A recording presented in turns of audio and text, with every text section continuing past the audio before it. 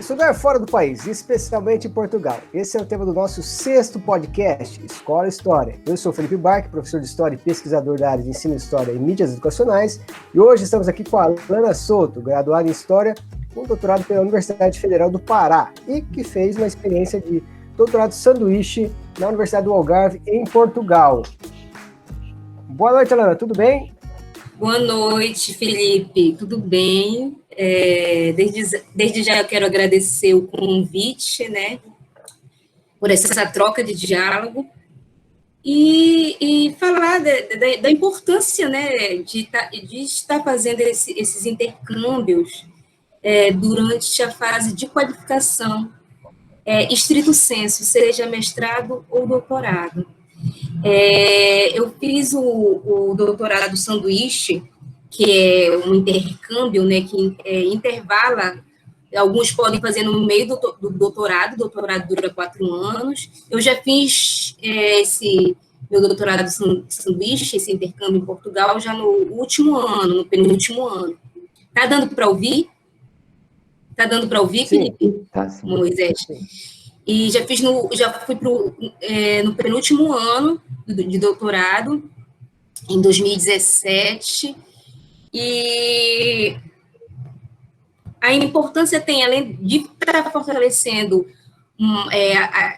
renovando o leque teórico de referencial bibliográfico, na experiência cultural, e no meu caso, que sou historiadora, de estar tendo contato com acervos que grande parte da documentação ainda está sob domínio ali dos arquivos portugueses, né?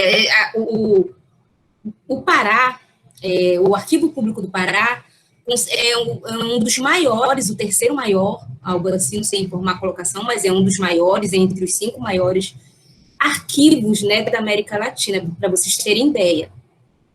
Então, ainda assim, ainda tem uma grande parte de documentação que ainda está sob domínio português. E na minha tese eu estava pesquisando sobre espaços indígenas, né? Uma cartografia, estava mapeando uma cartografia histórica indígena, né? Tateando isso. Aí eu fui para Portugal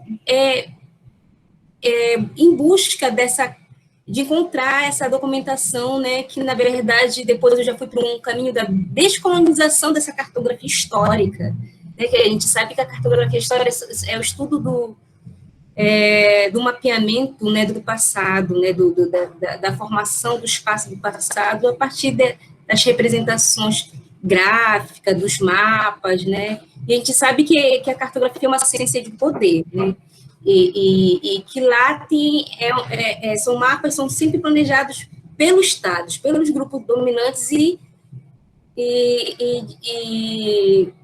não se localiza as práticas espaciais dos povos, não estão representadas as comunidades. Então, eu fiz uma leitura crítica, que eu chamo na minha tese de Descolonizando a Cartografia Histórica Amazônica, né? Não sei se eu estou me fazendo entender, mas resumindo, foi isso que se trata a minha tese. E a minha ida em Portugal foi indo atrás de fontes que consiga, não só os mapas pré-coloniais, que são aqueles mapas mais artísticos, né? Vocês já viram os mapas colombinos, esses mapas mais antigos, que são os mapas coloniais, que tem os índios desenhados, ainda tem uma representação indígena, né, os estereótipos, né, ou o índio como um bom selvagem, né, aí sempre com uma cruz próxima, que já é a conversão, ou como canibais, são mais ou menos essas representações que aparecem nos mapas, e depois essas figuras desaparecem dos mapas com a formação da ciência cartográfica. Então, eu não me restringi só aos mapas, porque eu queria encontrar onde estão esses indígenas, como estava essa Amazônia do passado, como estava, como os indígenas, esses povos, estavam sendo protagonistas nessa formação do espaço. Aí eu saí dos mapas e fui buscar fontes que têm informações espaciais, como os diários de viagem. Os diários de viagem são descrições, relatos do espaço, são roteiros, são mapas textuais, né? Aliás, muitos mapas que vêm do Estado parte desses relatos de viagens de cientistas, de naturalistas. Então, eu fui para os diários de viagem, eu fui para o mapa de habitantes, censos, que também tem uma formação, uma percepção espacial, e assim fui construindo a minha tese. Alana, eu queria voltar um pouquinho antes da sua trajetória, né, porque você estudou na Universidade Federal do Pará, mas na nossa realidade de Brasil, muitos estudantes que estão fora da universidade ou que estão entrando na universidade, muitas vezes nem sabem, né, das possibilidades que a universidade pública abre, as portas que ela abre para a gente no mundo, né? Como, por exemplo, o doutorado sanduíche, entre outras iniciativas que só a universidade pública oferece para os seus alunos. Mas eu queria voltar um pouquinho antes, queria que você contasse a sua trajetória antes de entrar na universidade, né? Você fez cursinho, você entrou com quantos anos na universidade, como você tomou conhecimento desse universo acadêmico, das possibilidades de pesquisa, como foi essa trajetória sua? A minha trajetória de estudo, né, assim, eu venho de uma família, meu pai veio do interior, vem de uma família ribeirinha, né, vocês sabem que são os ribeirinhos, vocês são da onde? É do sul e sudeste? Aí, sudeste? Interior de São Paulo. Interior de São Paulo. Mas São Paulo tem comunidades ribeirinhas. Aqui a gente chama ribeirinhos, são aquelas comunidades que vivem à beira do rio, que vivem de uma economia de subsistência, que produzem vivem da sua roça, da sua economia ali interior, e que também podem estar vendendo para fora e vivendo ali daquela subsistência, né? E essas sociedades ribeirinhas, elas são fruto de todo um processo de colonização e de desegregação das antigas sociedades indígenas. E aí emergem essas comunidades ribeirinhas, né, que vivem ali à margem dos rios e que vivem dessa sua economia mais interna, né, e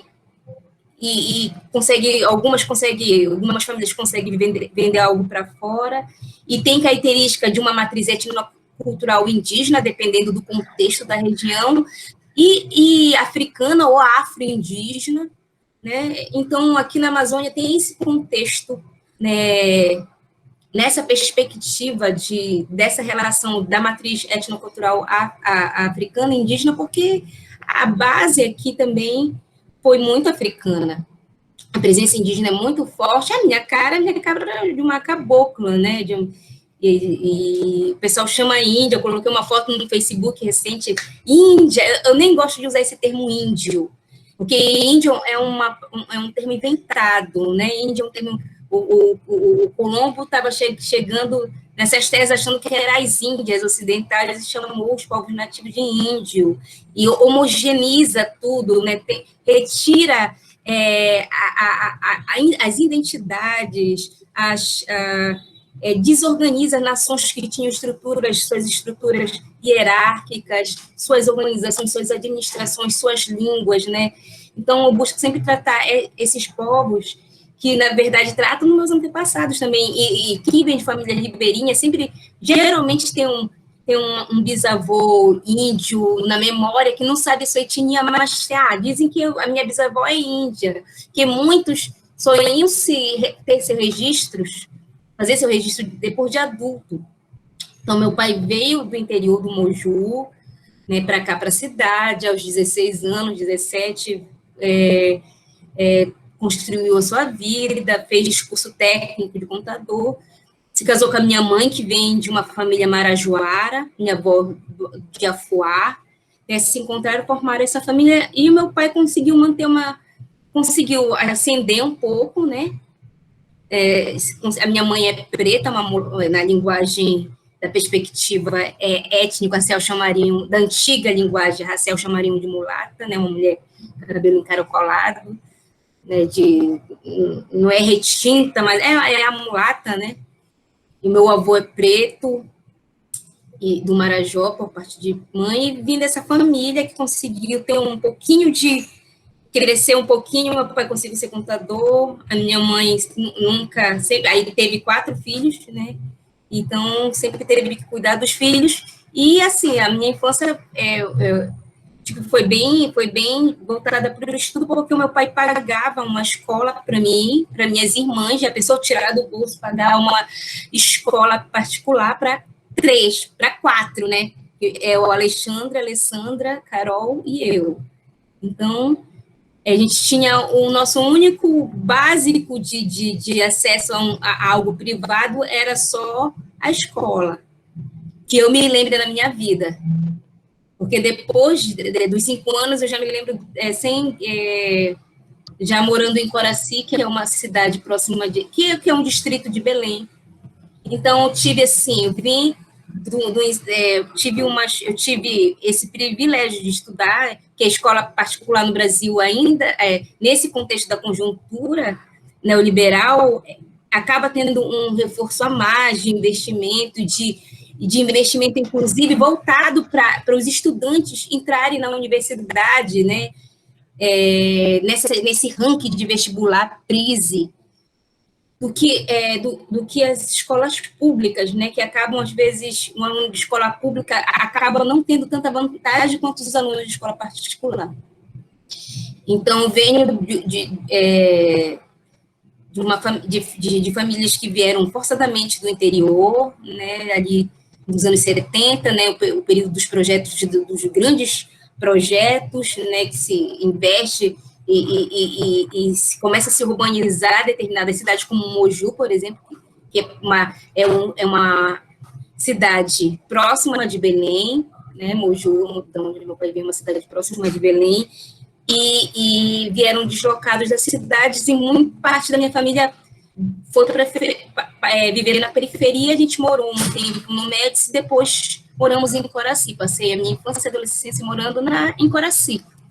Somente depois de adulta que viemos para o centro da cidade, né, e estudando nessa escola particular, assim, ganhei bolsa em escola particular, na 8ª série, no ensino médio ganhei bolsa, e depois fiz convênio para medicina. Meu primeiro vestibular que eu fiz foi para medicina, que eu sempre tive essa noção de querer me superar, e esse status de medicina também para agradar, né? Eu não passei no vestibular de medicina por 3 pontos, graças a Deus, que eu não passei, porque eu não seria feliz. É algo que não mexe com coisas que me inspiram, que fazem a minha reflexão caminhar em torno de ações que hoje eu estou caminhando, né? Hoje eu estou à frente de um instituto que eu estou legalizando, que é o Instituto Cartografando Saberes, que é uma associação, uma casa de elaboração de projetos, que busca atender, né, os territórios tradicionais e periféricos, né? Quando eu falo periféricos, não se trata só da periferia da cidade, chamam de periférico tudo aquilo que está à margem, né? São periféricos, né, os pesquisadores que conseguiram vir desse contexto familiar que eu vim, né? O pai consegue, vindo do interior, conseguir ter um mínimo de educação, consegue ter um emprego, ter um escritóriozinho, consegue pagar uma escola, no máximo isso. Eu nunca imaginei que eu ia ir para Portugal um dia, tá fazendo sanduíche. Quando eu cheguei em Portugal, parece assim, nossa, um sonho, né? Tipo assim, a caboquinha lá na Europa. Todo mundo olha, né, e dizia, não, é Índia, né, uma coisa... Ou então, sempre, né, comparou peruana, também uma outra coisa que tento relacionar também esse tipo de fenótipo. E entrei na universidade. Na universidade fui bolsista da iniciação científica da professora Rosa Acevedo, venho dessa formação do NAIA, do Núcleo de Altos Estudos da Amazônia. Fui do Centro Acadêmico de História, fui coordenadora. Assim que eu entro na universidade, eu já participo da militância, eu já entro na universidade sendo de um partido político, aliás, eu não passe medicina por 3 pontos, mas depois eu ganhei uma outra bolsa para que os donos do colégio, lá do cursinho, que eu estudava no Cearense, um colégio, assim, foi bem famoso em função dos seus investimentos em alunos, nos CDFs, né, digamos assim, os nerds, e eles davam bolsa mesmo para quem eles achavam que iam entrar na universidade, escola que cobra mensalidade, né? Então eles davam bolsa para aqueles alunos que eles apostavam. E eu ganhei bolsa novamente, mas aí eu já não fiz para medicina. Eu vi que não era a minha pegada. Eu já estava militando no Partido Comunista Revolucionário, já estava nessa história da juventude, de mudança. Eu gostava de todas as matérias, mas aí depois eu vi que a minha vibe era história, que isso que me faria ter uma identidade maior enquanto profissão, enquanto ser social e ser político. E fiz pedagogia. Então, no vestibular passei em história e passei em pedagogia. Depois tranquei pedagogia. Depois eu não quis mais pedagogia, foquei em história. Né? E lá na universidade fiz toda uma movimentação quando eu entrei, né? E já concorri, já formei chapa e já fui coordenadora do Centro Acadêmico de História no meu primeiro ano. Eu entrei na universidade. Nesse primeiro ano também foi muito agitado, eu já fui delegada da UNE, do Congresso da UNE. No segundo ano já participei, teve uma super greve na UFPA em 2002, período, eu acho que do Fernando Henrique, né? E também a gente foi apoiar a greve dos professores, né? Sempre um representante de centro acadêmico nos ônibus com os professores no sindicato para fazer seu apoio, para engrossar o corpo lá da manifestação. E fui de movimento cultural, né? Fui bem mesmo ativa nas atividades políticas dentro da universidade. Vivi muito a universidade, né? Todos os lances, a academia, bolsista da iniciação científica. No meu primeiro ano fui muito mesmo voltada para as notas. Depois eu já disperso um pouco, entrando em movimento cultural da beira do Rio. Aí tem as transgressões da juventude, né? Sexo, drogas e rock and roll. Então, participei de todo esse momento transviado, né? E eu vim de uma geração da minha geração que entrou em 2001 e pegou a cena da galera do final dos anos 90, de 1995, 1998, que tinha entrado, e na loucura de militância e também de transgressões, pirações alucinógenos, datavam lá em 2001. Então, eu conheci a galera já estava com 25 anos, ainda não tinha se formado, e estava lá com 18, e eu andava com essa galera, eu me achava já super adulta, aí eu estou andando com a galera de 25, e dentro da universidade foi esse contexto que eu vivi, muito forte, além da iniciação científica, que foi muito importante para pensar as pesquisas que eu abracei depois que eu saí da universidade, porque essa iniciação científica na universidade eu vivi sob coordenação da professora Rosa Acevedo Amarim, que é uma super referência, uma pioneira, hoje tem 72 anos, professora titular do NAIA, e participei com ela de mapeamento de comunidades quilombolas. A gente fazia pesquisa de campo e pesquisa em arquivos, né? E me formei, consegui me formar, apesar de todos esses momentos do movimento transviados e alucinógenos, e já não estava mais nem no centro acadêmico, já estava vivendo toda a vibe do movimento cultural da beira do Rio mesmo, as transgressões, mas consegui me formar no meu tempo certo.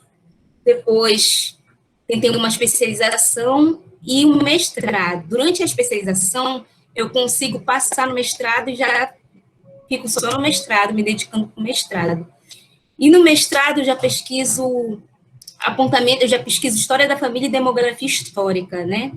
Eu me concentro no entendimento da trajetória de uma família de elite, que é a família Moraes Bittencourt, né? Como ela se expandiu, né? E fazendo esse diálogo com a perspectiva de formação de família, colonial e das heranças dessa percepção de família colonial para o presente, né, que é a família patriarcal ocidental.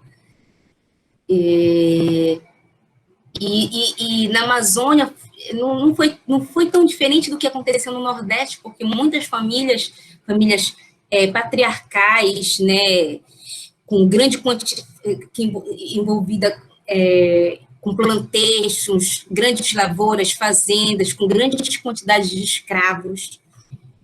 Foi uma característica que também prevaleceu na Amazônia, de forma parecida com o Nordeste, sendo que o valor de riqueza nessa época, vocês sabem que é o escravo, né? Quem tinha uma grande quantidade de escravo era um grande nobre, uma grande nobreza. Muito embora tinha mulheres cabeças de família na Amazônia que tinham escravos, mas geralmente essas mulheres eram viúvas.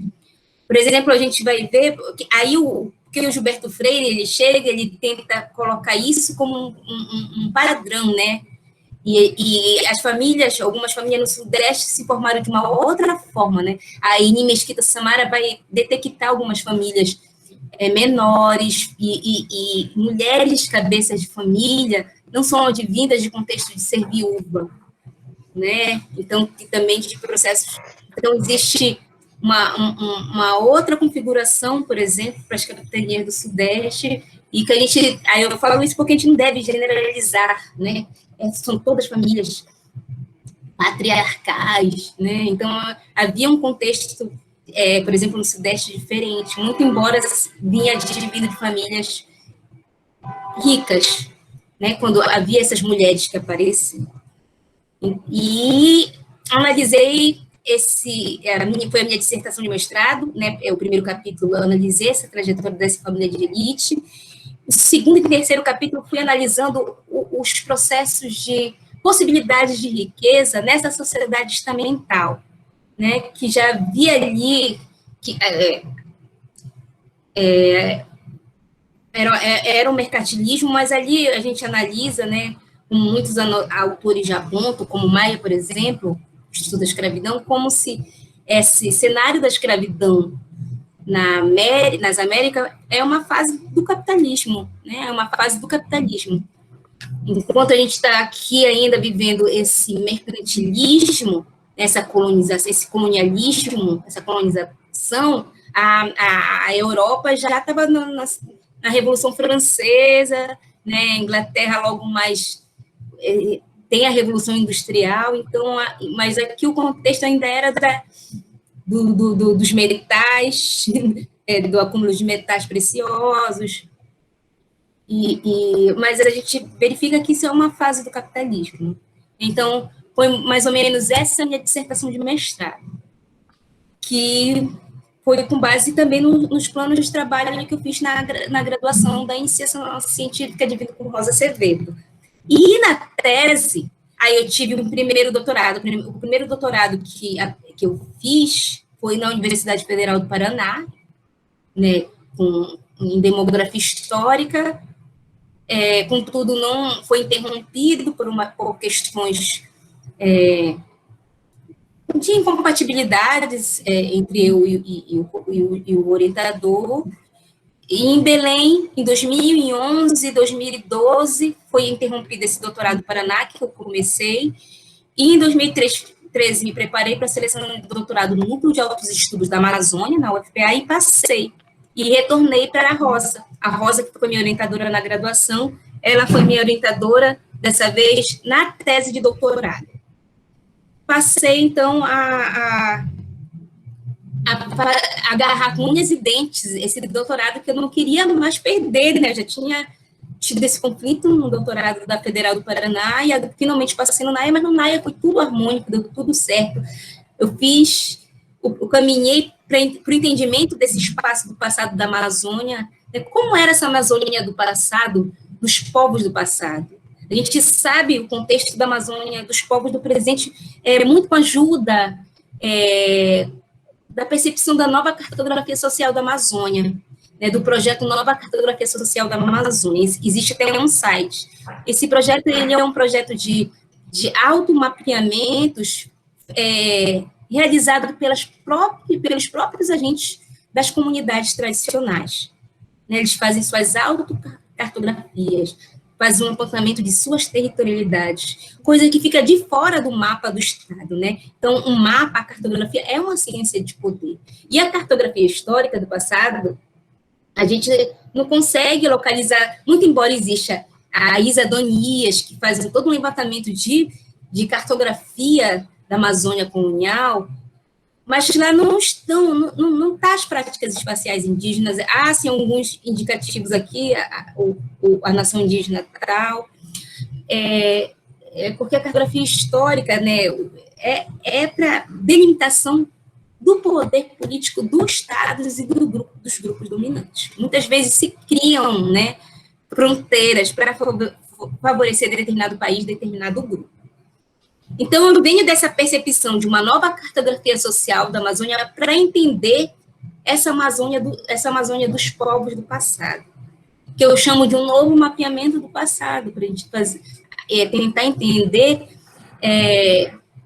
como estavam organizados esses povos que hoje estão embarcados nas antigas terras tradicionais ocupadas, que a gente parte do entendimento que as lutas indígenas e quilombolas elas estão no campo dos tempos largos da escravidão.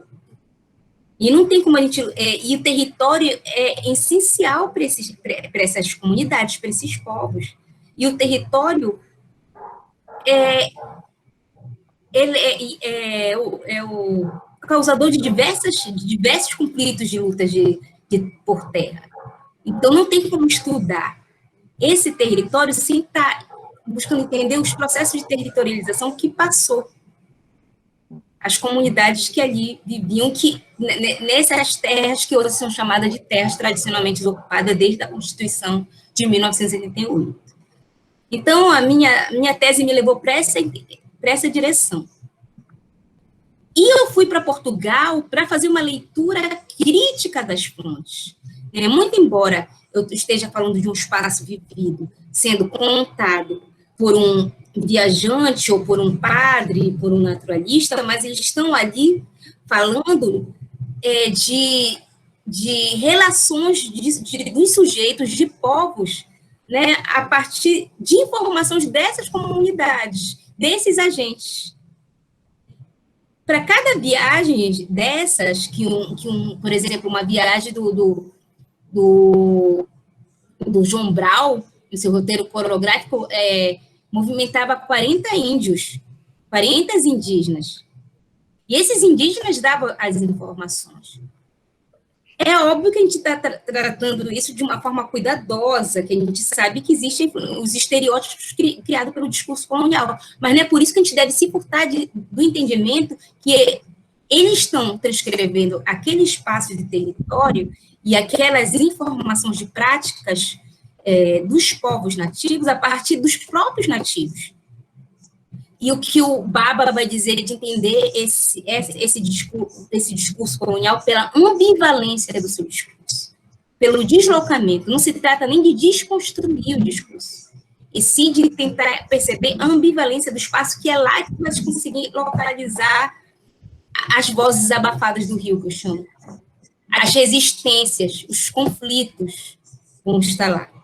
Então, é isso que eu pesquiso que eu pesquisei e que eu fiz essa leitura crítica das fontes, né, muito embora elas sejam fontes de aparência de domínio colonial, mas ali estava também um indígena do passado, que estava trabalhando na formação daquele espaço, nas práticas espaciais daquele espaço. Vocês estão me entendendo? Alguma dúvida? Deixa eu trazer agora o Moisés, nosso parceiro aqui desse projeto, para a conversa também, para fazer uma pergunta para você, que eu não apresentei Moisés ainda ao nosso público, mas Moisés está aqui, como sempre, fiel escudeiro. 6º episódio, Moisés. Faça a sua pergunta para a Alana aí. Olá, Felipe. Olá, Alana. Olá a todos os ouvintes que nos acompanham. Alana, eu quero saber sobre a sua experiência em Portugal, né? Qual universidade você se vinculou lá? Quanto tempo ficou? Como foi essa experiência na universidade que você escolheu para realizar uma etapa do seu doutorado?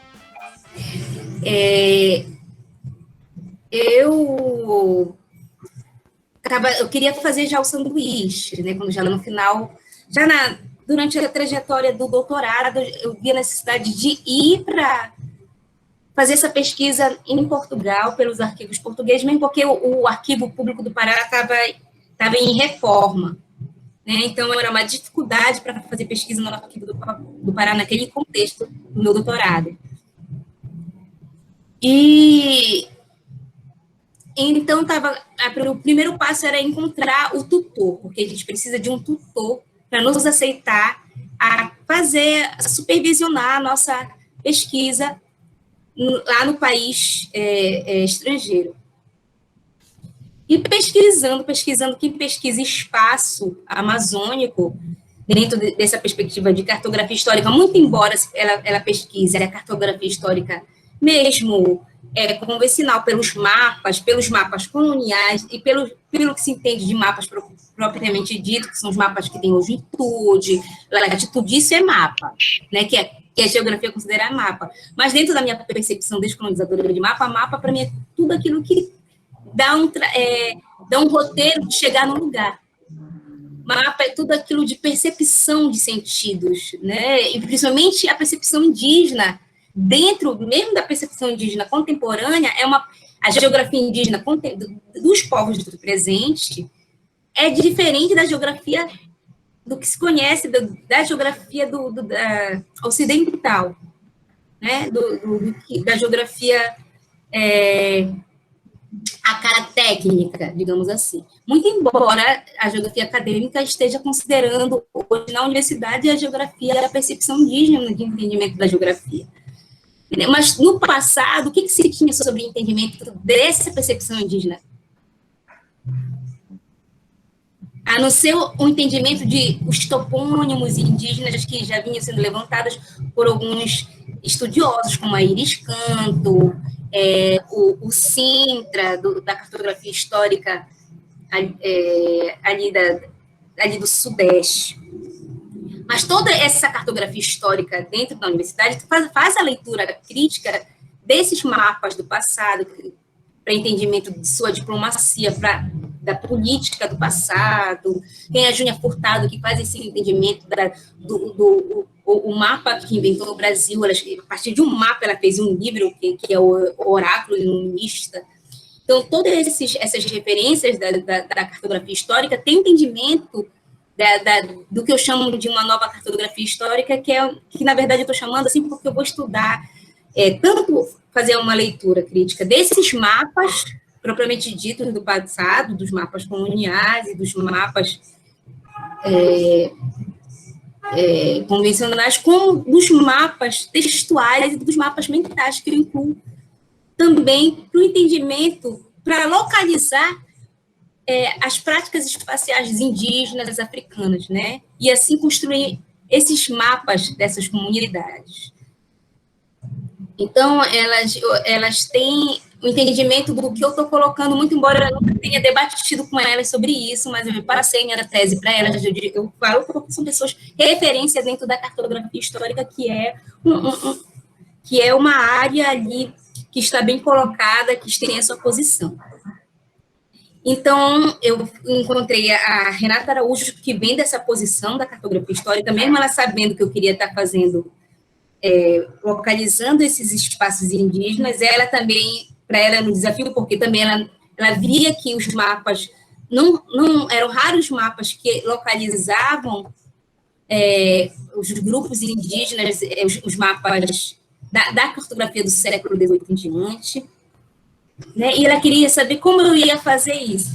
E eu fiz, fazendo a leitura, que eu chamei Descolonizando a Cartografia Histórica. E lá a Renata Araújo foi a minha tutora, tivemos vários diálogos, ela bem crítica com a percepção dela de mapa, ela sempre falava para eu deixar bem evidente que tipo de mapa eu estava tratando, que tipo de espaço eu ia estar localizando essas comunidades, esses povos que eu queria localizar no meu trabalho. E ela é da Universidade de Algarve, mas eu passei o tempo todo em Lisboa, que é onde se localiza os arquivos, tanto a Biblioteca Nacional, como o arquivo da Torre do Tombo. E e a Biblioteca da Ajuda, fiz Biblioteca do Porto, fui até Évora. Évora é uma biblioteca muito rica de fontes sobre povos indígenas. Então, fiz todas essas leituras, porque é importante, não tem como, por exemplo, e o meu caminho, fiz primeiro a leitura crítica dos mapas coloniais, das representações indígenas dos mapas coloniais, no primeiro capítulo. No segundo capítulo, eu já fui entender as práticas espaciais indígenas a partir dos censos, dos mapas de habitantes, né? A etnicidade encoberta nesses mapas. Ali, a partir do entendimento de uma antropologia numérica que consegue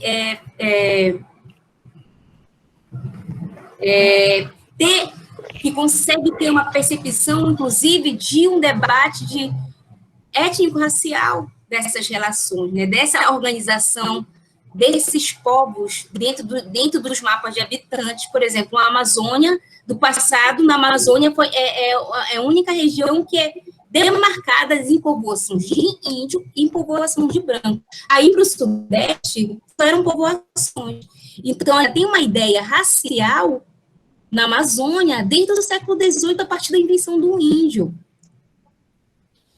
E nessas povoações de índios, lá estavam também os escravos africanos. Povoação de índios é onde estavam localizados os índios aldeados, e as povoações de brancos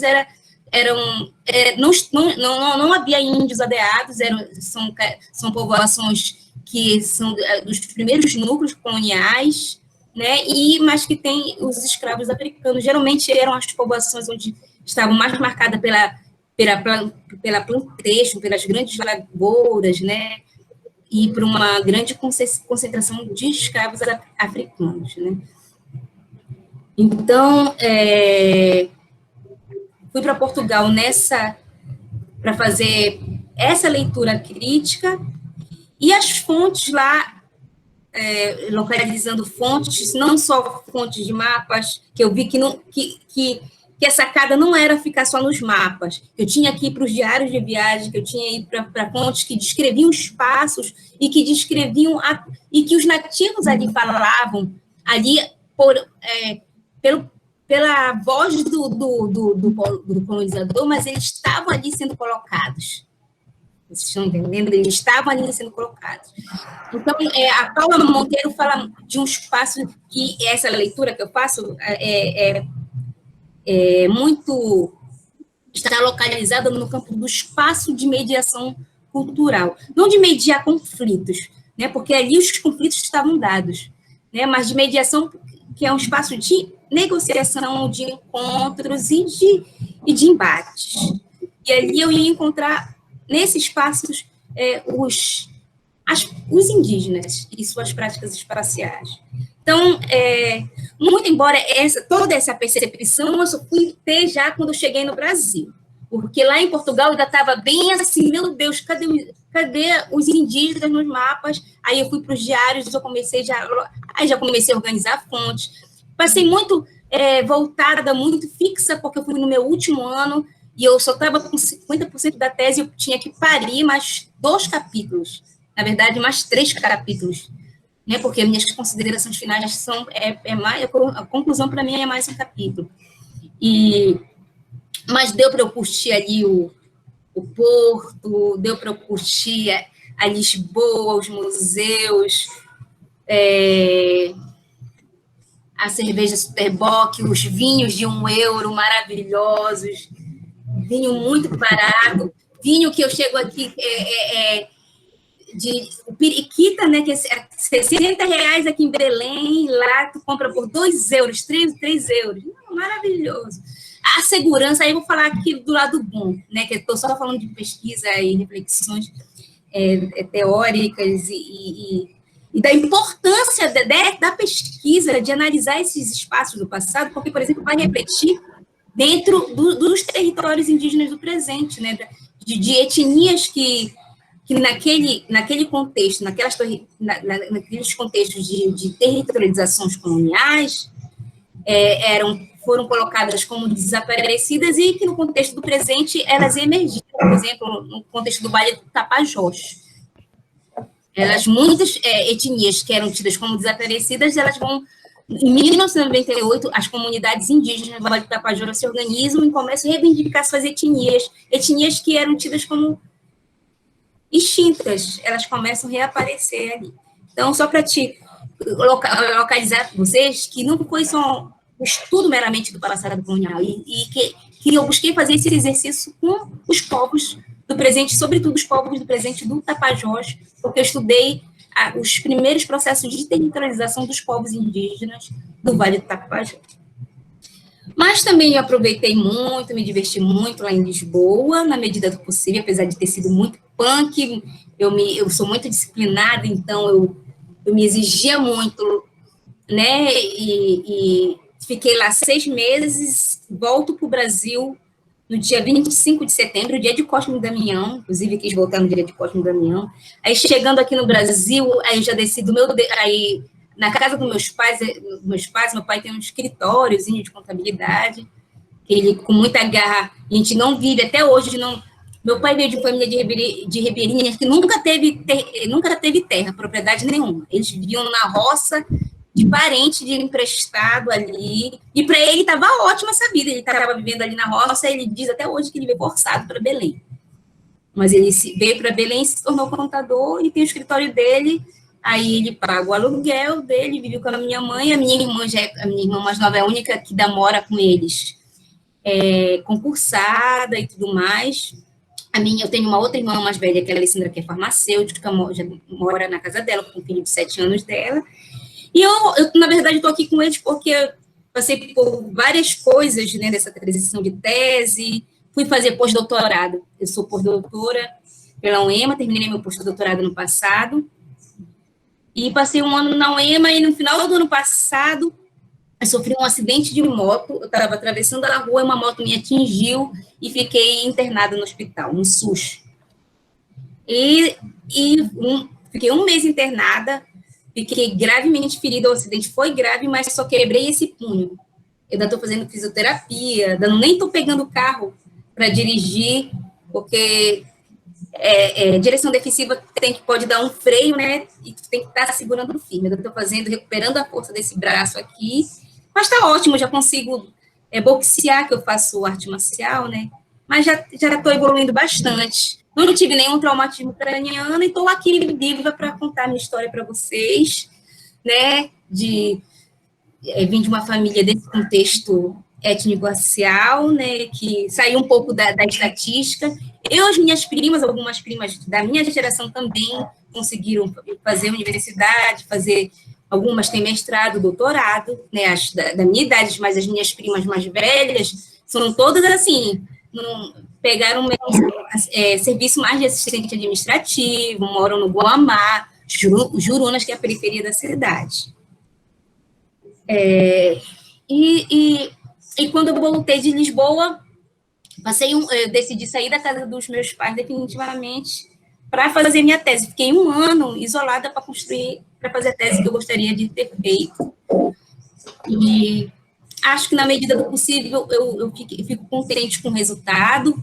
Quem me avaliou foi o João Pacheco de Oliveira, que é uma referência nacional e internacional desses estudos dos povos indígenas e de estudo de uma antropologia histórica que pensa nessas coletividades indígenas, não em tempos fixos. O estudo indígena no século XVIII, o estudo indígena no século XIX, e que pensa a história indígena, né, tanto no contexto do Estado colonial, e quando a gente estuda, eu estudo a história indígena, né, dentro do contexto de lutas de terra, né, e quando a gente estuda dentro do contexto de luta de terra, a gente tem que voltar e fazer essa leitura crítica dos processos de territorialização do passado, né, e o Pacheco de Oliveira também engajado nisso, ele veio me avaliar.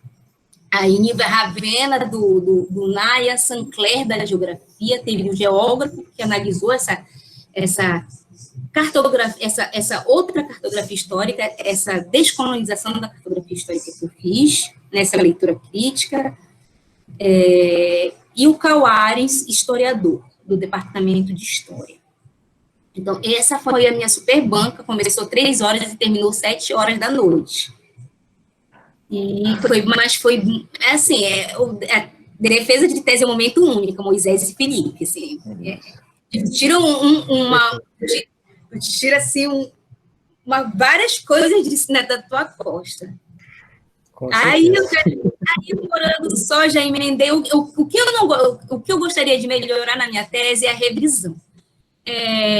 Mas eu estou muito ocupada hoje. A conjuntura do país é uma conjuntura a gente vive uma conjuntura fascista, de um governo conservador, de um governo que ataca a ciência, de um governo genocida, de um governo que abandonou o Brasil, né? Porque quem está dando conta do Brasil, se não fossem as federações e a Constituição Federativa, quem está dando conta do Brasil são os governadores.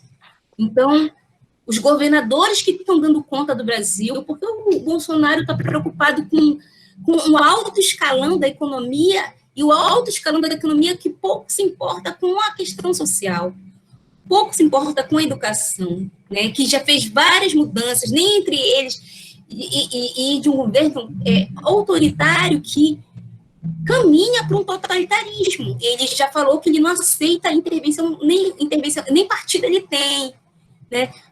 Por muito pouco não tá dentro da configuração de um governo totalitário, que se fosse partido único já seria um totalitarismo, já seria um nazismo lá Alemanha, um fascismo, né, na Mussolini. A nossa sorte é que ele é muito incompetente, né, até para isso, até para... burro, né, eu acho assim, um cara burro, a gente é uma conjuntura depressiva que, se a gente não buscar criatividade, criação científica, era para o meu pós-doutorado, eu tinha esperança da minha bolsa do pós-doutorado ser renovada. Infelizmente não foi, eu soube que ela não ia ser renovada quando eu estava no leito do hospital. Não, teu pós-doutorado vai ser de 1 ano, e eu tive que me virar com os resultados da minha pesquisa, né? Estou até terminando, reorganizando um artigo que é sobre uma nova cartografia histórica dos engenhos, que é um entendimento desse espaço das antigas terras de engenho, que hoje onde estão habitadas muitas comunidades tradicionais, e que essas comunidades tradicionais, elas têm essa memória que vai em encontro dessas da época dos engenhos, né? Remonto à época dos engenhos. Então, primeiro eu fiz um mapeamento histórico dos engenhos, né, de entender essa nova cartografia a partir do entendimento do espaço social alijado e recriado de forma a partir de uma percepção de cartografia de resistência, né? Agora entrou alguma coisa aqui, acho que foi meu antivírus. Tá. Então, no meu pós-doutorado, eu fui, na verdade, eu entrei dentro de um projeto maior, que é um projeto de Museu de Saberes, é um nome grande, não me lembro agora o nome, mas que é coordenado pela Patrícia Portela, que é coordenadora atualmente, acho que está no final do mandato dela, né, que é coordenadora do programa de pós-graduação de cartografia social e política da Amazônia, foi a coordenadora que me chamou para fazer esse pós-doc, e dentro desse projeto maior que ela estava coordenando, eu fiz esse mapeamento histórico, esse levantamento, e desse mapeamento eu construí um outro projeto, que é o projeto Nova Cartografia Histórica do Engenho, para o entendimento desses espaços dos engenhos, dessas antigas terras de engenho, comunidades tradicionais, e se formou ali outros espaços, né? Uma outra cartografia de resistências ali ligado a esses empreendimentos de engenho, porque a gente sabe que muitas dessas comunidades quilombolas, nem todas, quilombo sempre foi formado por comunidades de fugitivos, né? Isso dentro de uma história mais dentro da tradição da historiografia, né? Geralmente a comunidade de fugitivo, mas dentro de uma digamos, de uma revisão dessa historiografia quilombola, principalmente pela leitura do Alfredo Wagner, ele vai ver que havia outras comunidades quilombolas que nasciam de contexto, por exemplo, da decadência dos engenhos, e elas passavam a ocupar essas terras de fazendas abandonadas, ou então o senhor doava essas terras para o seu antigo escravo. E essa memória, por exemplo, coletiva, ela dialoga com esses tempos coloniais, com esses tempos da escravidão, que é necessário fazer esse diálogo, né? É necessário fazer esse encontro. Mas esse encontro, a gente só consegue fazer esse encontro quando a gente analisa essa cartografia dos engenhos a partir de uma nova cartografia histórica dos engenhos, para tentar localizar esses espaços de resistências, que eu chamo, na verdade, desde da tese, eu já tenho falado de uma cartografia de resistência, né, seja da cartografia de uma série de contextos históricos, façam os quilombos históricos, os quilombos contemporâneos, muito embora muitos quilombos contemporâneos já tem comunidade de 200, 300 anos de existência. E Alana, isso que eu estou... Só finalizando, a minha pesquisa do pós-doc, que, na verdade, ela não cessou. Eu ainda estou fechando o artigo porque esse projeto ainda vai acontecer, porque isso ainda precisa ser analisado a partir da memória oral coletiva dessas terras, dessas antigas terras de engenhos onde moram atualmente as comunidades quilombolas, as comunidades tradicionais. Só resumindo, não sei se eu falo rápido e, às vezes, os meus alunos falam assim, professora, repete. Eu falo rápido, então... Mas também eu me preocupo e sintetizar para vocês, mais ou menos. Acho que se vocês me convidaram aqui para estar aqui, é porque está tudo casado para mim. Lisboa, a minha leitura descolonial de Lisboa, e quem me recebeu estava interessado nessa leitura descolonizadora. Então, vem de um grupo e o que me interessa dentro de uma leitura dos estudos pós-coloniais não é simplesmente não vale nada do que a Europa escreveu, não. Tem estudiosos nesse caminho de entendimento de como a Europa foi provinciana, colonizadora, imperialista e tudo mais, né, que não houve conquistas, né, a imensa Portugal, aí fazem livros, a imensa Portugal, aí coloca a Amazônia como uma imensa Portugal, mas na Amazônia tem uma imensa África também, tem uma imensa presença indígena e de encontros também, comunicaram a partir desses encontros com comunidades ribeirinhas, com as comunidades de matriz africana, e essas relações afro-indígenas que eu prefiro, que eu acho que é muito mais compatível com a realidade dessas comunidades mestiças que são ribeirinhos, né, que são advindas de famílias não brancas.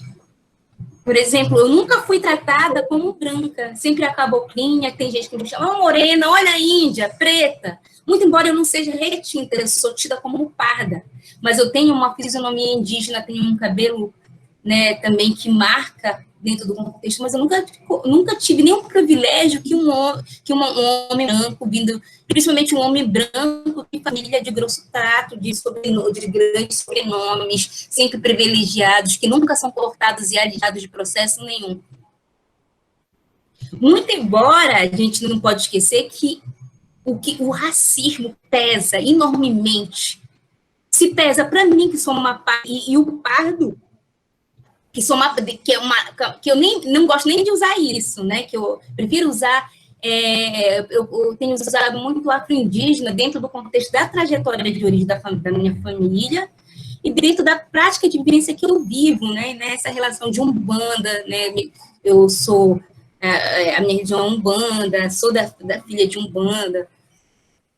Então, não é só por ser de Umbanda que eu me considero nessa relação afro-indígena, mas por vir de trajetória de famílias que é marcadamente fruto desse encontro.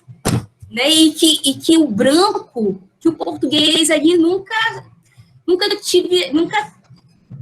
teve referência nenhuma, né? E quando o branco, alguma coisa do branco é colocada nessas comunidades, ela é vivida a partir da percepção deles, da percepção afro-indígena dessa relação.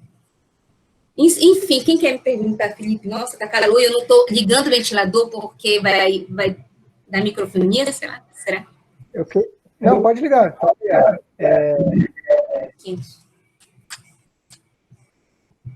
Fala, Felipe. Eu queria perguntar, o que você notou de diferença entre o ambiente universitário, a sua experiência entre Pará e Portugal, mas também em relação aos arquivos, o que foi? Você já comentou um pouco da diferença em Portugal, mas queria que você aprofundasse para a gente essa diferença entre estudar em Portugal, a vida na universidade, a diversidade também de pessoas que você encontrava nesses centros de pesquisa, nesses arquivos, essas coisas assim. A diferença é que, por exemplo, ir para Portugal fazer pesquisa em arquivo, lá tu vai encontrar documentos vai ter mais chance de encontrar documentos inéditos do que num arquivo local, que já todo mundo já está na mesma pegada, praticamente. Muito embora eu já saí um pouco dessa busca insana de tem que ser inédito. Eu estou na pegada de dar um novo olhar para a fonte já manjada. Por exemplo, eu trabalhei com o Diário do Bispo Príncipe São José na tese, e muitas pessoas já trabalharam dentro do contexto da Amazônia, mas sempre com um olhar muito administrativo ou religioso do diário. Eu pego o diário e destrincho a partir das práticas espaciais indígenas.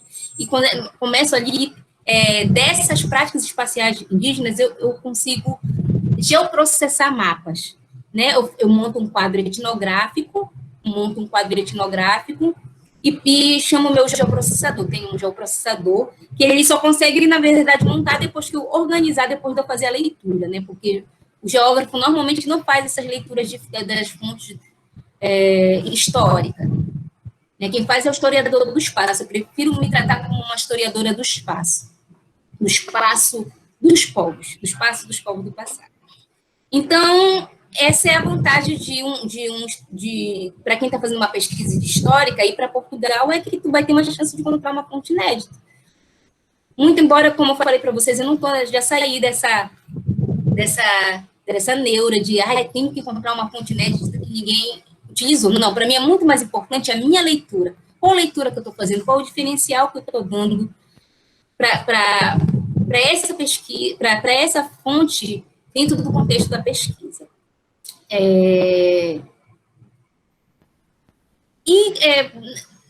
No âmbito cultural, aproveitei Lisboa para conhecer a perspectiva LGBT. Eu sou da comunidade LGBT, eu sou mulher LGBT.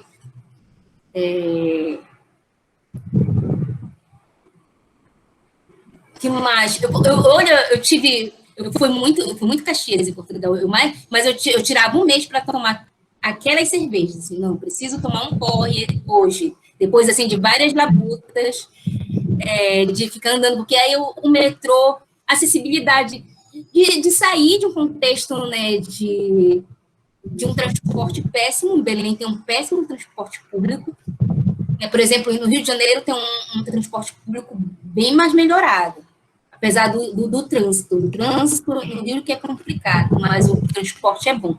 Belém tem um transporte público bem complicado, não é arborizado, já que não é rua, não é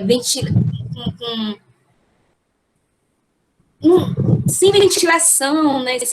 É ruim. E tu vai para um país desenvolvido e que tu vai andar de metrô, tu vai poder caminhar e de violência quase zero. Né? Nos primeiros dias eu tinha medo de tirar meu celular, ainda pegava susto. Tá vindo gente aqui atrás. Que no Brasil a gente anda assim, pegando susto, né, na rua, achando que é assalto. E não, lá... o que eu sinto falta disso é dessa sensação de segurança. Mas eu também sentia muita saudade, porque eu estava sem meu açaí, estava sem farinha de tapioca, né, de uma série de coisas que só a Amazônia pode me dar, que Portugal não me dá, apesar de me dar segurança, apesar de me dar bons acervos, mas me deixava longe.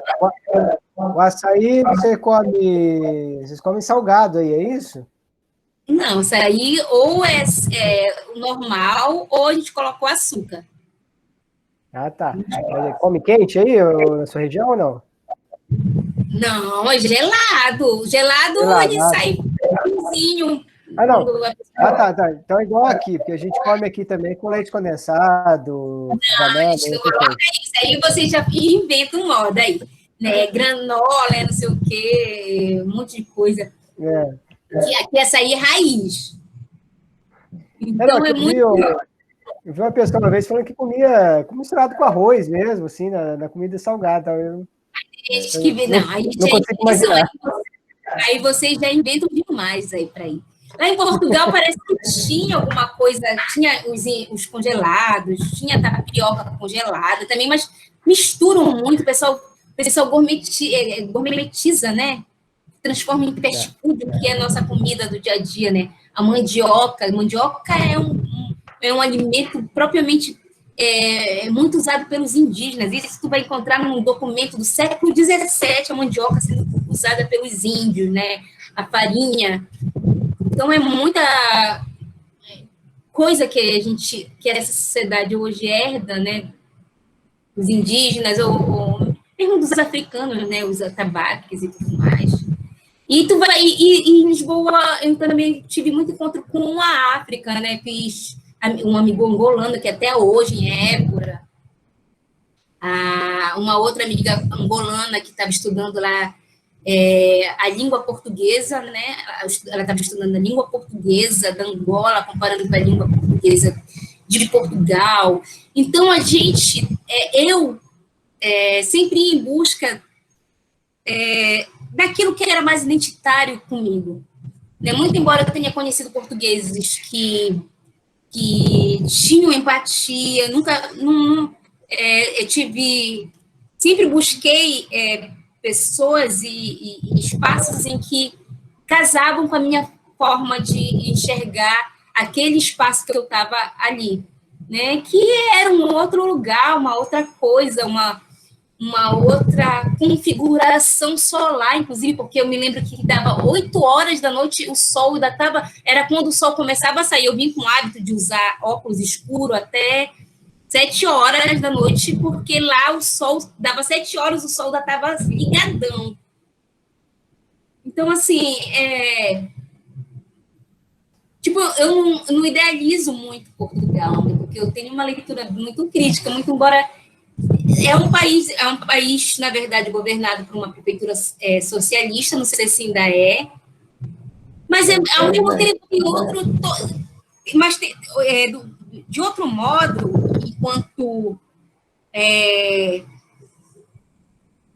a professora socialista que eu sou, né, do marxismo, por exemplo, no dia 1º de maio, eu estava lá em Lisboa e participei da passeata do Dia do Trabalho, e estava lá os movimentos feministas, os professores da universidade, e escutar a Internacional Comunista, tu se sente, aí tu volta assim, tipo, pro século XIX, cara, tu transpira a história, o cara nasceu desse contexto aqui, tá, foi na Alemanha, mas tá ali a Europa se espalha, né? E tu escuta a Internacional de pé, ou vítimas da fome, de pé, e aquilo, e é muito forte ali, Portugal já avançou bem mais do que a Lisboa, né, já algumas cidades mais provincianas. Mas eu acho, na verdade, a Europa, como diz o Boaventura de Sousa Santos, já é um continente que tem ficado cada vez mais provinciano, e que se olha muito para si, né? Por isso que eu busquei mais a Portugal, que quer olhar para a Amazônia. Eu buscava Portugal que queria falar a língua da Amazônia, que queria olhar pelos olhos da Amazônia. Era essa Portugal que eu estava conversando, era com essa Portugal que eu estava tendo diálogo, com a Portugal que queria saber o que a Lana... do Pará, quem é a Lana? Ela veio de uma família ribeirinha. Como é isso? O que significa ser isso? O que significa ser para essa pessoa que está fazendo essa leitura, né? O que é para a Amazônia? Como é a ligação dela com a identidade indígena ou africana? Mas eram poucas pessoas também, né?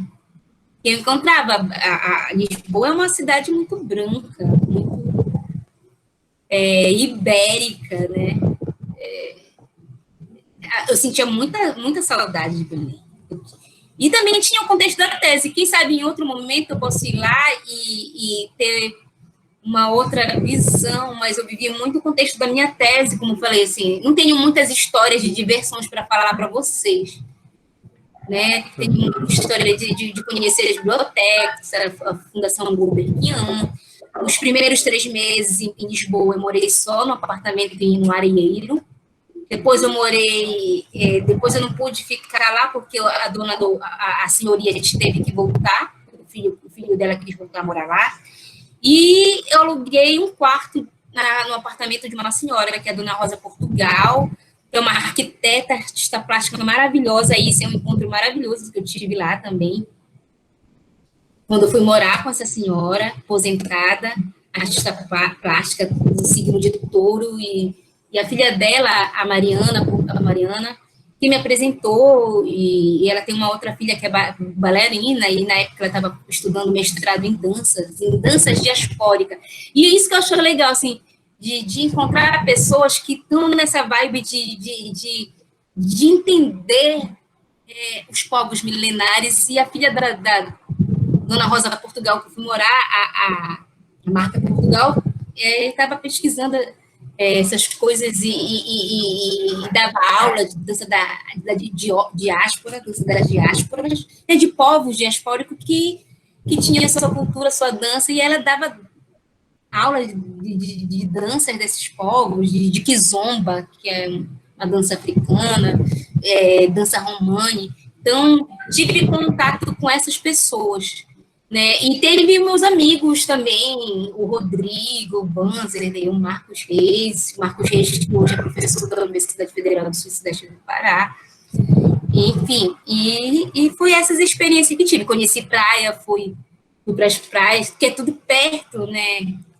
Assim, e foi essa experiência. Eu não tenho, não posso falar nem assim, nossa, é uma coisa assim. Eu tenho uma leitura muito crítica da Lisboa, né? Eu venho de uma cultura tabaroa, como diz a Maria Bretânia, né? Do interior, passei minha infância andando de canoa. Em Prima, revirei, já até caí do canal em Ponte, caí do canal, se morri afogado, não morri porque uma prima, alguém foi lá, me pegou pelo cabelo e me tirou lá do canal, que eu tinha caído no canal. E para mim foi a única vez que eu não reagi à vida, porque o tempo todo eu estou resistente às coisas. E ali, quando eu caí naquele canal ali do Moju, parece que eu estava... Quando eu vi só uma coisa, estava me puxando para cima, voltei para a superfície da apanhei da mamãe. Isso eu tinha 6 anos, 7 anos. Apanhei para deixar de ser lesa, que eu fui me apoiar no Rio dos Sonos, né? Na verdade, ali aquele canal que eu estava, que era do sítio da minha tia, enfim, de um parente que a vovó ia e que, na verdade, viu ali Rio dos Sonos, alguma coisa assim, e eu acabei pegando no sono, literalmente peguei no sono e caí no canal, mas voltei de volta. E essa minha experiência em Lisboa foi para essa finalidade, de fazer uma leitura crítica de tudo, e também estar aberta para conversar, porque o português, por exemplo, e até hoje sou amiga da Rosa Portugal, da Dona Rosa, da Marta, porque elas nasceram lá, tipo, elas não têm culpa de serem portuguesas, né? Elas, e nem do que os outros fizeram lá atrás. Eu acho que o que torna o diferencial delas é a leitura sobre o que foi feito lá atrás, o que o país dela fez lá atrás conosco. Isso que é a diferença, né? Essa que é a diferença. Mas muitas vezes, por exemplo, eu me pegava um pouco com certos conflitos com algumas pessoas, assim, algumas vezes, né? Quando eu chegava, aí tinha uma coleção na biblioteca, a coleção das descobertas. Que descoberta que foi invadida? Tem que ser a coleção das invasões. Então, em Portugal tinha umas coisas dessa. A comemoração da expansão marítima, da conquista, da época que Portugal foi o grande conquistador dos mares. Aí são coisas que eu tinha certos conflitos nessas leituras. Moisés? Não, em relação às questões, eu não tenho nenhuma Adorei a fala da Alana, aprendi bastante em relação a essas questões que envolvem a cartografia e tal. Só, na verdade, só surgiu uma dúvida em relação às populações. Os grupos étnicos que você encontrou, quais eram os grupos étnicos que você estudou e encontrou nos documentos? Esses grupos étnicos, porque eu parto de uma análise macro, né, eu parto de uma análise, primeiro dos mapas coloniais, entendendo as representações indígenas nesses mapas, fazendo a leitura do mapa, né, a partir do contexto, como esses indígenas estavam aparecendo nesse contexto, e como essa cartografia, por exemplo, como essa cartografia aparecia no século XVI, como essa Amazônia estava sendo representada dentro de uma cartografia de uma pré-cartografia ali do século XVI, nos seus desenhos artísticos, tudo mais, né, dessa cartografia colombina, e que ali que vai trabalhar muito com o imaginário, às vezes, de pessoas que desenharam, pintaram um mapa e que nem ainda não tiveram nem acesso à Amazônia e tal. Aí passo todo esse histórico dessa cartografia e passo essa leitura crítica da representação das cartas, das representações indígenas nas cartas. Né? As cartas devem ser lidas a partir do seu contexto, do contexto de quem as criou, certamente. Aí depois passo pelo entendimento da leitura dos mapas de habitantes, para o entendimento dessa etnicidade encoberta, de uma leitura do mundo do trabalho. Terceiro capítulo, eu vou estudar o protagonismo do território ali vivido, né, das ações indígenas, a partir ali a mulher indígena e a feitiçaria, a formação ali de um catolicismo popular, e eu fui andando em direção de uma determinada região, que foi a região do Tapajós, porque as fontes que eu fui localizando, as fontes me levavam para uma análise mais consistente para a região do Tapajós. Aí, o quarto capítulo, eu vou me concentrar na análise dos processos de territorialização, e que lá eu vou fazer um mapeamento das nações indígenas. Eu vou mapear mais ou menos em torno de 145 nações indígenas, a partir das fontes, a partir de mapas coloniais, Samuel Fritz, a partir de um outro mapa que foi localizado pelo Padre Manuel Ferreira, e a partir de diários de viagem, a partir do diário do Bispo Frei José, e foram etnias que, algumas etnias vão aparecer dentro do primeiro processo de territorialização, que foi o processo de territorialização ainda organizado pelos missionários, né, pela configuração do espaço das aldeias missionárias, das missões, né, e esse espaço amazônico, dessa primeira territorialização que passou os povos indígenas, foi nesse primeiro contexto, ali de meados do século XVII e início de meados do século XVIII. Então, começo pesquisando ali do século XVIII, mas aquele início do século XVIII, que ainda é herança desse espaço, ainda é o espaço configurado pela gestão missionária. Então, vai ter etnias que não vai mais aparecer, como a etnia, por exemplo, periquita, não vai aparecer no mapa do Bispo Frei São José, mas vai ter etnias que vai aparecer, que vão atravessar os contextos, né? Os arapiuns, que, por exemplo, no século XIX já não vão mais falar dos arapiuns. Muitas etnias que eu localizei, elas vão estar sendo referidas dentro do mapa, dentro do mapa, já dentro da imersão dos grupos indígenas do Vale do Tapajós do presente. Vocês estão me entendendo? Muitas etnias que eram consideradas extintas no século XIX, século XX, elas vão emergir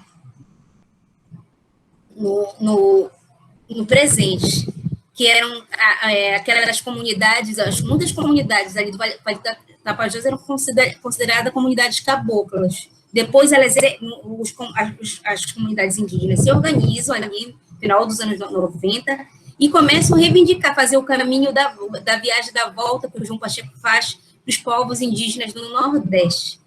Vocês estão entendendo?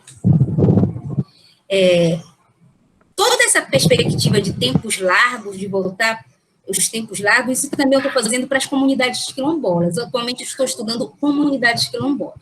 Mas voltando para a minha tese, então foram cerca de 145, 146 nações indígenas, e apenas localizei 5 ou 6 que aparecem dentro do contexto do presente, dessas 145, né? Apenas eu localizei 6 que ainda aparecem dentro do contexto dos povos indígenas do presente. Mas hoje já estão aparecendo 6, mas lá na frente podem aparecer mais, porque muitas sociedades ribeirinhas vêm de uma matriz etno-indígena, uma matriz forte etno-indígena, e elas cada vez mais têm reivindicado essas suas identidades. Tem outras comunidades ribeirinhas que não, que têm essa relação africana mais forte, né? Essa relação afro-indígena, né? mais forte, né? E que não querem, elas querem ainda ser consideradas comunidades ribeirinhas, comunidades caboclas. Poxa, eu quero saber como vocês vão fazer essa edição. Eu não sei, por exemplo, principalmente essa pesquisa mais recente das antigas terras de engenhos, no mapeamento histórico de engenho, da nova cartografia histórica, que talvez eu tenha ficado com algumas questões, porque para mim eu ainda estou organizando e eu ainda estou relocalizando esse cenário dessa cartografia da resistência, né? Entre voltas e revoltas afro-indígenas, porque eu tive que parar para fazer a leitura das fontes, porque eu fui interrompida no final do ano passado em um acidente violento que eu passei. Eu só pude fazer essa leitura das fontes de forma mais cuidadosa agora, e eu acabo fazendo isso tendo que conciliar com o Instituto, uma associação que eu criei, que é um instituto de pesquisa, que é a Cartografando Saberes, e que criei junto com Campo Negro, com representante do Campo Negro e indígenas e representantes de comunidades de matriz africana, né? Então, a gente vai ter indígena atuando na linha de frente, nas linhas de ações de frente, a gente vai ter quilombola na linha de frente, pensando no projeto de pesquisa, a gente vai ter ribeirinhos, a gente tem uma conselheira ribeirinha que a gente vai estar pensando junto esses projetos para essa linha, porque ainda não tem um pesquisador fixo, mas a gente tem uma conselheira, que é uma conselheira bem ativista, que é a Sara Pereira, que é comprometida, e o projeto que o Instituto estiver pensando para essa linha das que eu chamo, que na verdade encruzilhada das territorialidades é um termo utilizado pelo Edi Augusto. As comunidades ribeirinhas, elas vivem no encontro, né, dessas matizes étnico-cultural indígenas e africanas. E também dentro dos seus próprios territórios, elas convivem com os territórios indígenas e com os territórios quilombolas, que é a encruzilhada de territorialidades, que são territorialidades que elas vêm herdar tanto de matrizes indígenas do passado, quanto africanas. E muitas vivem essa relação afro-indígenas. E é sempre importante dizer que, assim, o cientista, eu sou cientista, eu não quero converter ninguém a nada, quem vai fazer o diálogo, quem deve fazer qualquer retomada são as comunidades. O meu papel enquanto cientista, e eu fiz doutorado no MAI, e a minha pesquisa é voltada para a história, para o entendimento do espaço histórico do passado, e o Instituto, eu escrevi o projeto do Instituto, eu pensei nessas linhas e ações. Acho que vocês deveriam anotar aí, Instituto Cartografando Saberes, a gente tem uma plataforma, acho que vocês deveriam olhar em outro momento, de repente vocês podem se interessar, a gente pode marcar uma live só para tratar desse instituto e chamar alguns agentes também para falar da importância de um projeto como, de uma associação como essa, que envolve indígena, encabeçando suas linhas de ação para pensar projetos, quilombolas, comunidades de matriz africana, e uma conjuntura em que o governo não aprova e tem cortado projetos que dizem respeito a esses territórios, a essas comunidades, e a periferia, ribeirinhos, eles nem pensam quem são ribeirinhos. O Bolsonaro ontem falou que a culpa das queimadas eram dos caboclos e dos indígenas, das sociedades, dos habitantes nativos que vivem ali praticamente de subsistência. Né? Quem corta madeira são os madeireiros. Muito embora o ribeirinho esteja associado muito com o processo de lavoura e de roça, e ali acaba também mexendo, mas o ribeirinho é responsável pelo desmatamento desenfreado, são as grandes forças capitais que ficam por trás de tudo isso, né? São os grileiros. Então, meu papel mesmo é de pesquisadora. Eu digo que eu estou nesse cenário de encruzilhada, né? Não só por vir de uma família ribeirinha, mas eu estou na encruzilhada defendendo, né, que seja feito os direitos dessa representatividade indígena, que na nossa linha indígena tem a Luana Kumoroara, liderança indígena do Vale do Tapajós. Na linha de ação de pesquisa dos quilombolas, tem a quilombola Páscoa, que já está terminando o doutorado e vai ser uma das primeiras doutoras aí quilombolas. E tem a linha de matriz africana, que tem a Selma Brito, que é uma pesquisadora jovem, doutora, que está agora assumindo essa linha. Eu li um dos capítulos da tese dela, e foi assim que eu a encontrei, li, e escrevi as linhas e fui pensando nos pesquisadores, né? E pensei no que seria descolonizador e no que seria uma reivindicação de autoinclusão, porque eu me senti também afetada e desligada do sistema quando a minha pesquisa de pós-doutorado finalizou em 1 ano. Quando eu me inscrevi no edital da FAPEMA, e meu projeto da nova cartografia histórica dos engenhos não foi aprovado. E quase nenhum projeto sobre territórios indígenas e comunidades tradicionais foi aprovado nesse edital de fixação de doutor da FAPEMA. E eu me senti abusada, excluída mesmo. Eu entrei com recurso até, porque eu tirei nota 9,5 no parecer, e um outro parecerista me deu uma nota 2, com 3 linhas de parecer, dizendo que o projeto estava sem técnica, sem orçamento contextualizado. Olha a loucura. E o outro parecerista que me deu 9,5 fez um parecer grandíssimo, que era um projeto, falou que o projeto era crucial, a metodologia bem trabalhada, fez assim um parecer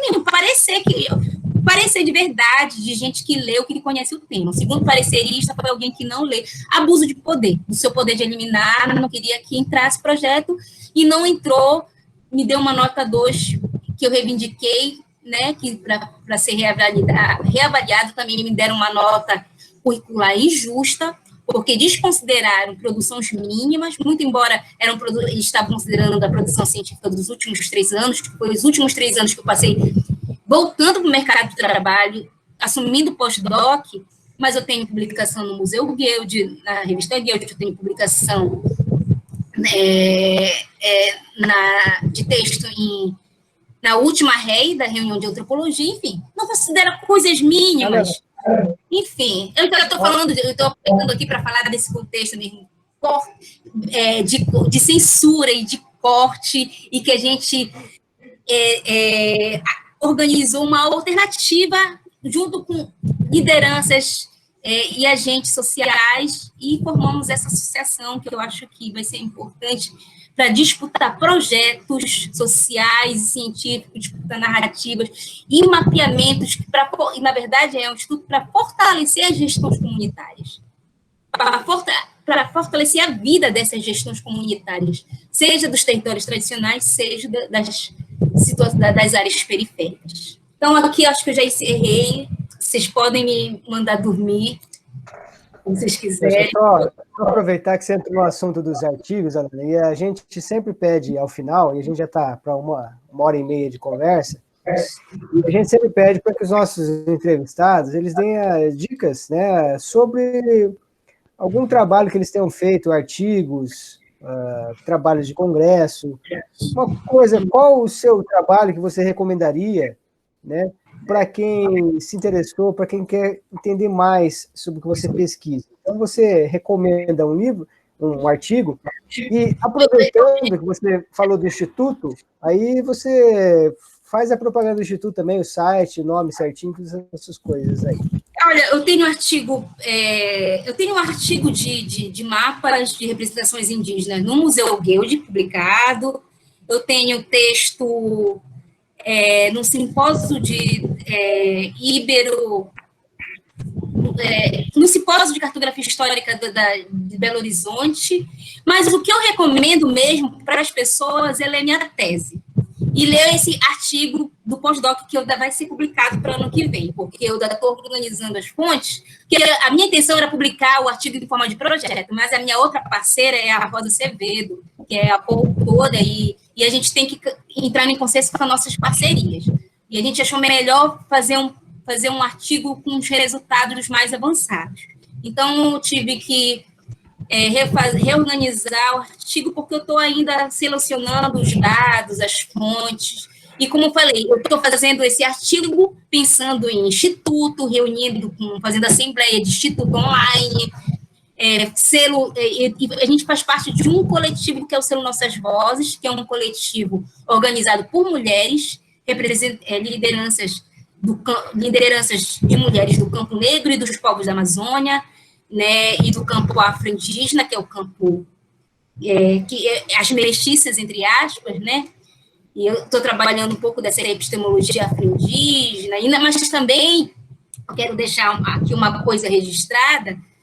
Por exemplo, a mestiçagem, tem um livro clássico do Kabengele Munanga, que é Rediscutindo a Mestiçagem e a Identidade Negra. E é o livro que o Kabengele Munanga derruba esse mito da democracia racial, é um livro importantíssimo, é um livro que ele, se eu não me engano, é do pós-doc, dele eu não lembro, é um livro ali dos anos 80, início de 90, e ele vai rediscutir a mestiçagem, os brasileiros, os mestiços, isso que é o novo brasileiro, né, e que isso vai... e como a mestiçagem foi a pegada do Estado Novo, e como intelectuais se engajaram nessa construção desse mestiço que, na verdade, é para conciliar e que, na verdade, é para embranquecer, porque o mestiço em si nunca foi considerado brasileiro com todos os seus direitos e garantias, e, na verdade, o mestiço ali era para embranquecer o negro, embranquecer o descendente de indígena, né? E ele vai discutindo isso, tentando entender ali a localização do negro dentro desse processo de apagamento da mestiçagem. E ele vai falar das teorias raciais, ele vai pegar todo aquele debate dos teóricos que discutem mestiçagem, né? Nina Rodrigues, toda essa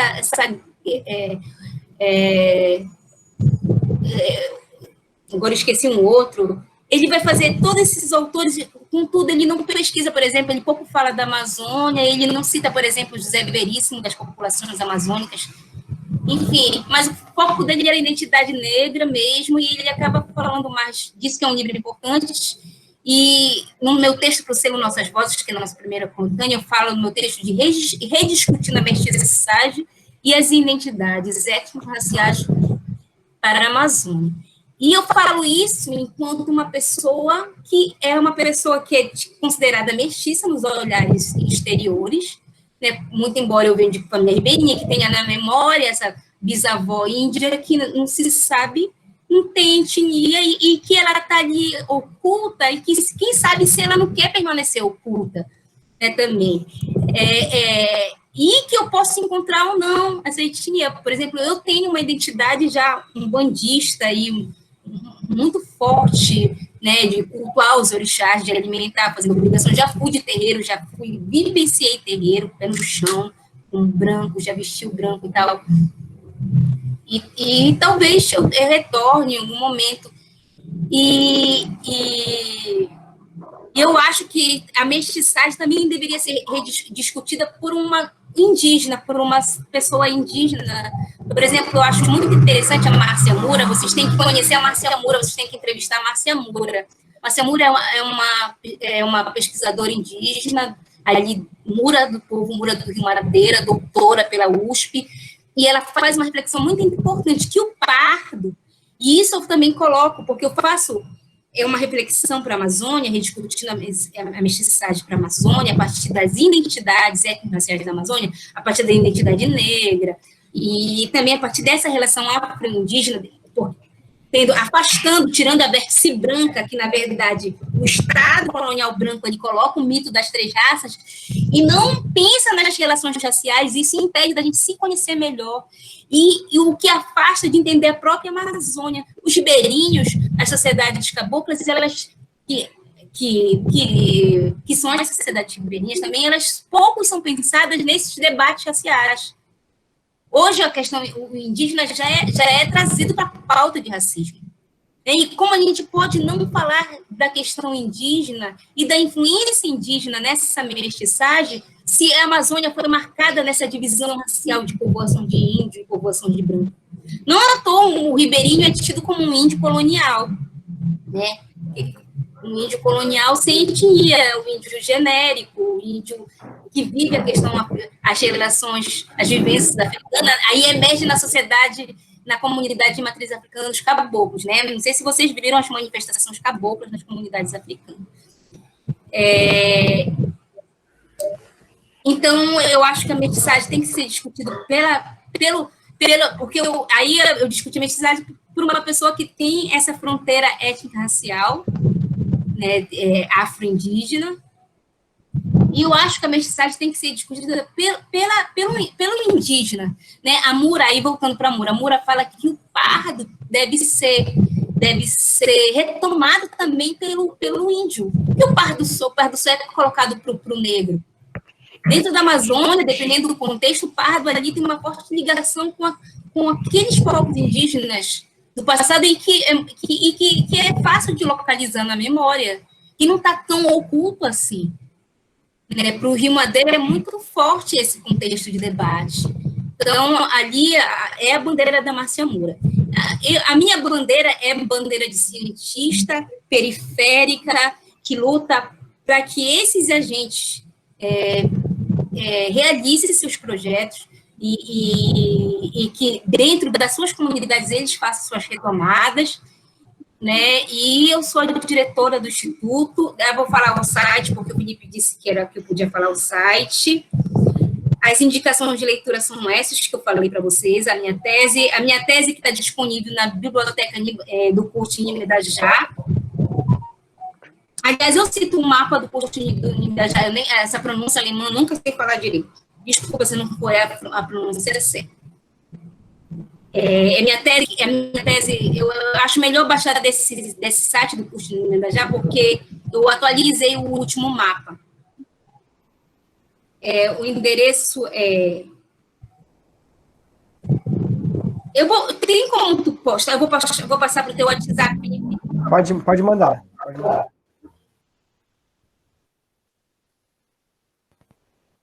Já foi. Pronto. Aí tu fala aí para eles. E o endereço do site? Da plataforma, da nossa plataforma, Instituto, www.instituto-cartografando-saberes.com.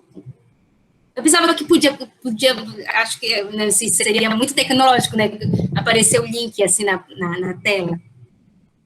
Sabe que você já... O link não dá para clicar, né? Não vai ser clicado, mas dá para colocar a tela e a imagem, sim. Ah, tá. Então, são essas leituras que... Aí agora, esse tempo de pandemia, que eu vou ter textos autorais para poder indicar para vocês a partir do ano que vem, que eu faço parte desse coletivo Celula Sereno Vozes, que é organizado por mulheres do campo negro, as indígenas, né? Eu vou colocar entre as mestiças, porque eu trabalho na mestiçagem dentro desse campo de fronteira afro-indígena. E a mestiçagem, e considerando, e eu cito a Márcia Moura, né, que que dependendo do contexto, comunidades indígenas também pode estar fazendo essa retomada com alguma outra comunidade que esteja nessa luta de retomada de identidades. Aí é uma luta dentro dessas comunidades, né? Eu moro na cidade, e como sou diretora do Instituto, elaborar projetos a partir da missão do Instituto. Eu vou estar direcionando a partir da missão dos institutos, fazendo debates a partir de leituras mais macros, para ficar mais fechadinhos projetos por linha, né? Por linha. E basicamente são essas leituras que eu tenho para colocar, e textos autorais a partir de ano que vem vocês vão ter acesso, né? Porque essa pandemia ajudou para isso, né? Para eu estar fechando textos novos, estar investindo nessa produção que não é nem para agradar o meu Lattes, mas que vai acabar contemplando o currículo Lattes também, mas na verdade faz muito mais parte dentro do campo de pesquisas e de lutas identitárias que eu abraço. E é isso. Eu acho que deu para eu responder alguma coisa. Voltou a responder alguma coisa? Foi ótimo. Não, foi ótimo, Alana. A gente agradece. Abafar também questões políticas, porque eu acho que o momento é esse da gente também usar esses espaços para dizer que a gente não vai desistir, que a gente está se organizando, que apesar de eu não ter 45 anos de carreira, né, de eu ter 39 anos e de ser doutor e terminar um pós-doc ainda, que precisa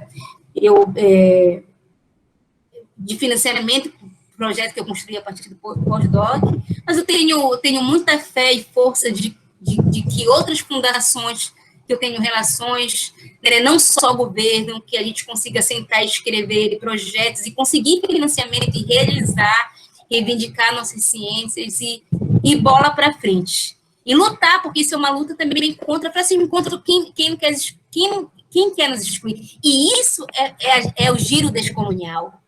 E isso é a prática descolonial. Eu não uso muito o termo decolonialismo, eu acho o movimento decolonial muito importante, diálogo, e a minha pesquisa é considerada decolonial para muitos historiadores, para muitos estudiosos do decolonialismo. Vocês devem estar acompanhando essa pegada do decolonialismo, que tem uma certa moda, né? Mas é importante porque vem fazer a crítica da importância das vozes dos agentes, né, estarem sendo colocadas, serem garantidas no espaço, porque não precisa dar voz, porque ele já tem voz, na verdade precisa do espaço e precisa também da estrutura. Por exemplo, na linha que está a Luana Kumowara, que é a responsável da linha, eu me coloco ali do lado dela para fazer a cobertura técnica, estrutural, porque ela vai tratar de tradição oral, de nações, que só ela e as representatividades das outras nações indígenas podem tratar. Cabe a mim pensar como isso vai ser registrado com ela, a questão técnica, estrutural. E, enfim, muito embora daqui a pouco a Luana já vai ser mestre, e dentro da academia ela já vai ter essa posição de mestre, porque na academia tem as suas hierarquias lá, né? Então, a gente tem que saber dialogar com esses saberes, esses duplos saberes, o saber acadêmico e o saber tradicional. Então, eu me coloco assim, do lado da Luana, ali na linha, muito embora a linha dela, mas para dar a total cobertura que ela precisa para ela fortalecer essa árvore das nações indígenas, dessa árvore que precisa ser defendida, a memória que o Brasil vive um grande traumatismo ucraniano, né? Não existe memória, tudo que envolve patrimônio de povos em memória está sendo cortado, alijado. E o Instituto tem uma pegada muito forte nessa questão. O Instituto não é faculdade, não é universidade, muito embora a gente vai ter os momentos de dar as oficinas, mas espero que as oficinas cheguem até nas periferias, até nas comunidades, até nos territórios. Então, não é universidade privada, é uma associação pública sem fins lucrativos. A gente tem a perspectiva de montar uma editora, e de acumular, de criar um nosso laboratório de pesquisa também. Nosso laboratório de pesquisa dos mapas, feitos a partir dos mapas desse novo mapeamento do passado, dos mapas das gestões comunitárias, porque é um estudo para atender às gestões, para fortalecimento das gestões comunitárias, seja dos territórios tradicionais e das periferias, das cidades, territórios periféricos e tudo mais. Eu acho que eu acabo fugindo um pouco do que vocês me perguntaram. Não, é isso mesmo. Tá. A gente vai precisar encerrar por causa da questão de horário. A gente agradece demais a sua... Eu que agradeço porque acho que eu acabei falando muito. Acho que vocês me deixaram também muito à vontade, porque às vezes eu fico muito fechadinha quando eu vou falar em universidade, por exemplo. Às vezes eu deixo de falar coisa e aqui com vocês acabei falando até demais. Né? Se eu não me entendi em alguma pesquisa aí, lá na frente eu vou fazer me entender melhor, porque já vai estar com os resultados mais detalhados. Obrigada. A gente agradece demais, Alana. Uma boa noite para você. Bons trabalhos aí para o Instituto. Olha, votem bem aí nas eleições, votem em lideranças quilombolas, indígenas, não esqueçam de pensar nessas pessoas, lideranças pretas, LGBT3, pensa nesses candidatos também, tá? E isso não tem por que... Fica por aqui.